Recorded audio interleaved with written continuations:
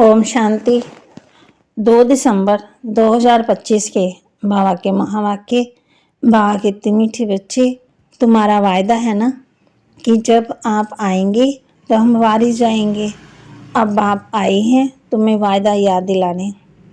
तुम्हारा वायदा है कि जब आप आएंगे तो हम वारी जाएंगे। अब बाप आए हैं तुम्हें वायदा याद दिलाने। प्रश्न, किस मुख्य विशेषता के कारण पूज्य सिर्फ देवता को ही कह सकते हैं? किस मुख्य विशेषता के कारण पूज्य सिर्फ देवताओं को ही कह सकते हैं?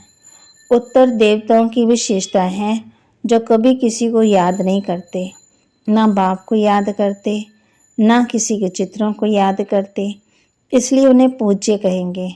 वहाँ सुख ही सुख रहता है, इसलिए किसी को याद करने की दरकार नहीं। अभी तुम एक बाप की याद से ऐसे पूज्य पावन बने हो जो फिर याद करने की दरकार नहीं रहती। धारणा के लिए मुख्य सार, स्वयं को श्रेष्ठ बनाने के लिए बाप की जो श्रीमत मिलती है उस पर चलना है। दैवी गुण धारण करने हैं, खान पान चलन सब रोल रखना है। स्वयं को श्रेष्ठ बनाने के लिए बाप की जो श्रीमत मिलती है उस पर चलना है। दैवी गुण धारण करने हैं, खान पान चलन सब रॉयल रखना है। एक दो को याद नहीं करना है, लेकिन रिस्पेक्ट रिगार्ड जरूर देना है। पावन बनाने का पुरुषार्थ करना और कराना है। बाबा कहते, एक दो को याद नहीं करना है, लेकिन रिगार्ड जरूर देना है। पावन बनने का पुरुषार्थ करना और कराना है। वरदान, नीरस वातावरण में खुशी की झलक का अनुभव कराने वाले एवर हैप्पी भव। नीरस वातावरण में खुशी की झलक का अनुभव कराने वाले एवर हैप्पी भव।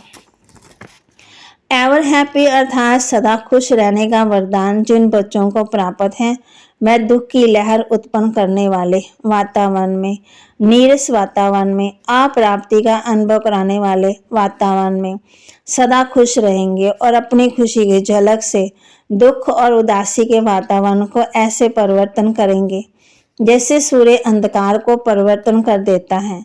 अंधकार के बीच रोशनी करना, अशांति के अंदर शांति फैलाना, नीरस वातावरण में खुशी की झलक लाना, इसको कहा जाता है एवर हैप्पी। वर्तमान समय इसी सेवा की अवस्था है। स्लोगन, अशरीरी वह है जिसे शरीर के कोई भी आकर्षण अपनी तरफ ना खींचे, आकर्षित न करे। अशरीरी वह है जिसे शरीर के कोई भी आकर्षण अपनी तरफ आकर्षित न करे। अव्यक्त इशारे, अब संपन्न व कर्मातीत बनने की धुन लगाओ। अब संपन्न व कर्मातीत बनने की धुन लगाओ। कर्मातीत का अर्थ ये नहीं है कि कर्म से अतीत हो जाओ, कर्म से न्यारे नहीं, कर्म के बंधन से फंसने से न्यारे, इसको कहते हैं कर्मातीत।